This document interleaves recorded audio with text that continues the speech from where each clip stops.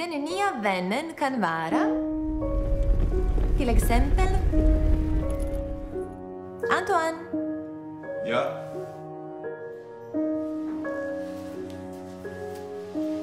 Zovem se Antoine Popović. Rođen sam u Srbiji. Neki kažu da čovekov život u velikoj meri određuje geografska širina i dužina na kojoj je rođen. Naši primjeri to najbolje potvrđuju. Mog najboljeg prijatelja još iz detinjstva, iz vrtića, što bi se reklo, koji ima nadimak Bure. Francuz, pa otko ti je? Moje devojke, zapravo žene, koja se zove Nataša, sa kojom imam ćerku. Tamo.